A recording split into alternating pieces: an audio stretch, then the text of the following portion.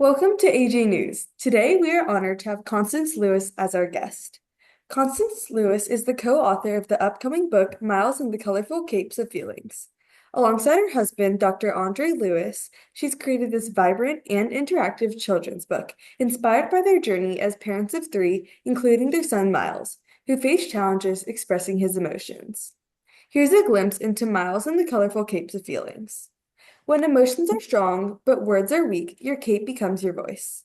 This engaging children's book empowers kids to identify and articulate their emotions using colorful capes that represent feelings like nervousness, courage, anger, sadness, cheerfulness, silliness, and bravery. It's a tool to help children explore and communicate their feelings while fostering emotional growth and resilience. Constance, let's start off by you introducing yourself. Miles and the Colorful Capes of Feelings is such a unique and imaginative concept. Can you share what inspired you to create a children's book about emotions and why you believe this topic is so important for families today? Yes, thank you so much for having me on the show. I'm Constance Lewis. I am a mother of three, 7-year-old Miles, a 5-year-old girl Mariah, and a 2-year-old boy Micah. I am a women's health nurse practitioner and pediatric sleep coach and fertility coach, and now about to be a children's book author. Our book, Miles and the Colorful Capes of Feelings, is going to be launching on August 5th on Amazon. We're very excited about it. But it stemmed from a history of some medical challenges that Miles had. So at the age of 4, he started having seizures. Out of nowhere, was a seemingly healthy boy and started having seizures, and then those seizures continued to repeat. And many doctor's appointments, many different scans, hospital visits, medications. And actually, he did end up having brain surgery last year in May for his brain. But he was a very articulate kid with emotions to begin with. But then once he started having seizures and changes in medications and brain surgery, he started having trouble being able to tell us about his feelings, about when he was feeling big emotions, sad, angry, scary, any emotion. And so we thought he loved dressing up as superheroes. He loved Spider-Man. He just loved putting on any kind of Superman or Spider-Man or Batman or any type of costume he could as a superhero. And he loved capes. And so we thought, what if we can help him express his emotions through color, because color for kids is huge. If we can help him express his feelings through color, and we chose capes because he loved capes, and that would be so helpful, and he wouldn't have to use his words. So we asked him to pair colorful capes together with emotions, and when he was feeling that emotion, instead of having to tell us, he could just put that cape on and express how he was feeling through a physical action. It's really interesting. Love it. It's so, oh, there you go. Got it. So it shows color is a great way for kids, and kids love play and they love color. And I thought this is a great idea. Let Miles pick the emotion with the color and put it together and help other kids out with this. So your personal experiences likely played a big role in shaping the story. Can you talk about how your own parenting journey influenced the way you approach writing this book? And Oh my what goodness. Yes, parenting is really hard. I'm sure if you ask your parents that, they would say the same thing. So I'm always trying to figure out how to create an environment that my kids feel heard and they feel supported and they can be themselves.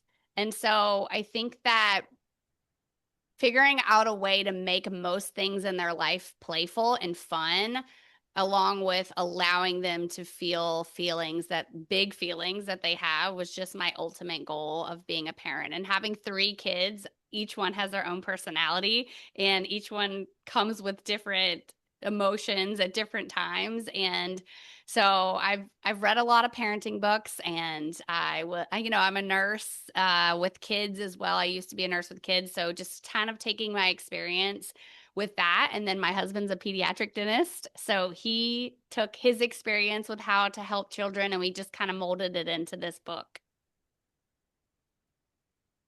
Why is it important to give our kids a way to express emotion other than with words? And can you give children some concrete examples of what they should do if they're facing challenges. What steps should they take, and what steps should parents take? I love this question. So there are a lot of kids out there that can't even speak. We have kids on the spectrum, we have autistic kids, right? We have a lot of kids that don't necessarily can speak at all or have the words to say what they want to feel. Same with adults. So I think that giving kids a way to speak without words is what we're all trying to figure out as parents and caregivers. And how do we help our kids tell us things when they don't want to use words? And the color thing, if you've watched the movie Inside Out, you can see they're all colors and emotions. And so, I think that concept of using colors to help kids speak what they want to say is a really good way to connect and communicate with kids. And also, a lot of times I'll have my kids, if they don't know what to, and the question you asked is what are examples? So what I'll have kids do, sometimes my kids and other kids, is if they are feeling something and they don't really know how to say it or what to talk about, I tell them to go draw me a picture. I say, go draw me a picture of how you're feeling or what you want to say or what is bothering you. And they'll just go and draw a picture because kids love to color. They love to draw, they're very creative. And so this is a great way to involve them in a conversation without words. And so I'll take the picture and they don't even have to talk about the picture. I'll just look at the picture and see. And sometimes I'll say, oh, you drew a rainbow, or, oh, you drew a bunny crying and you must feel sad. Is that true? So just engage with them when they draw that picture of whatever they draw. And then also, when you have little kids, I like to do things with their anger, find a healthy way to get their anger out. So when you get really mad, you feel hot inside, and you get boiled, and you just want to scream sometimes, but screaming is fine. I always tell them to scream in their pillow. But some kids, when they're smaller, they want to hit or kick or throw things. And so I usually try to turn that into a happier, or not a happier, but just a more controlled way that isn't going to hurt somebody. So I'll say, let's stomp it out, and when like a dinosaur, and we'll stomp really hard. Or I'll say, let's do angry chalk or angry coloring. And that's really a good way. And you just take a piece of chalk and you scribble really hard and you go, ah, and you scribble and you do chalk or you color.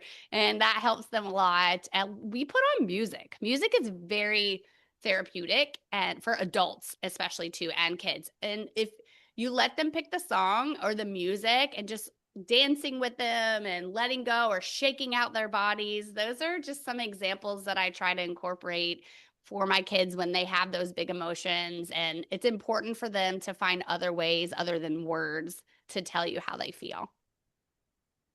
So, how did your professional insights into children's well-being influence the themes and practical tools included in the book? Good question. Just I worked in the hospital, and my husband worked in a pediatric dental office. Who loves going to the dentist? Not a lot of people, right? I mean, I especially do not like going to the dentist and going to the hospital, and my nobody loves doing those things. Well, a lot of kids like going to see my husband because he's fun and he makes it fun. But when you think about going to the hospital or being in the hospital or going somewhere that feels uncomfortable, you have all these emotions. And so when my son would need to go to the hospital, or he knew he had to go have a scan on his brain, or he needed to have blood work done and he had to be stuck by a needle or something very scary, we found it important to allow him to express his feelings through color. And it helped us understand how he was feeling and give him the tools to kind of work through that feeling and feel less nervous or scared and supported. And so being a nurse, I worked in that environment. And so I'm always seeing kids or adults come in very scared of what's going to happen to them or what they had to have done to them and in the dentist office. So I think that using that medical background of how people feel when they come into a medical environment and just trying to create a book that helps kids tell their parents how they're feeling in scary situations. So the book really just each day, and I actually have a copy of it. It's right here. This is the publisher copy. It just came in the mail, but basically Miles goes through each day of the week and he gives a cape to a friend who is having a feeling. So like Monday, Tuesday, Wednesday, he gives a cape. Like to his sister, he gives a cape because she's feeling, shy at gymnastics party. And the cape, she puts it on and she feels better. She feels safe. She feels brave, and she goes into the gymnastics party. So I think that the book just stemmed around our understanding that people have a hard time going to do scary things. So this can help with the book. While Miles and the Colorful Capes of Feeling is the first in the Colorful Cape series, it's clear that you have a bigger vision. Can you share more about the upcoming books in the series and how you plan to continue supporting emotional resilience in children and families? Yes. Oh my goodness. Of course. So I have three kids. And so somebody said to me, you can't just make one book about one kid because the other kids would feel left out. Would you guys feel left out too if the one had a book and the other didn't? So I said, okay, you're right. I probably do need to do at least two other books. So I have a daughter who's 5, and then I have another son who's 2, Mariah and Micah. And so I said, okay, well, I guess I need to create more books for them. So I actually already have written Mariah's book, which is Mariah and the Colorful Tutus of Feelings, because she loves tutus. And then my son is Micah, and his is Micah and the Colorful Toys of Feelings, because he loves toys. And I figured 2-year-olds love toys, and what better to use colored toys to talk about feelings. So those are the other books to come. They're not illustrated yet because I worked on this one, and now I'm going to work on those. And then I also have another one that will come out at some point, and it's titled Mommies Have Big Feelings Too, because I feel that just explaining to kids that sometimes mommies, and maybe we'll do a daddy's one, they get overwhelmed and they have big feelings, but it doesn't mean we don't love you and you're not supported. So it's a whole series of books that will be coming out as well. So beyond just being a book to read, what impact do you hope Miles and the Colorful Capes of Feelings will have on families? How do you envision it inspiring meaningful conversations and creating stronger emotional connections between parents and children?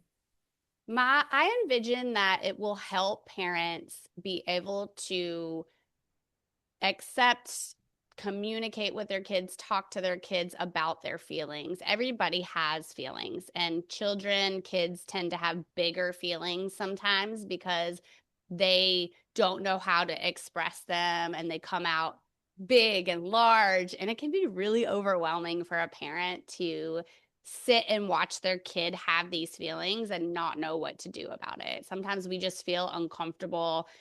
Everybody, I think, feels uncomfortable sometimes when we say you're at an airport and you see a kid or an adult having crazy feelings, and they're big feelings, and they're screaming and they're kicking. And then I think some people can ignore it, but I think most people feel overwhelmed or just a little uncomfortable.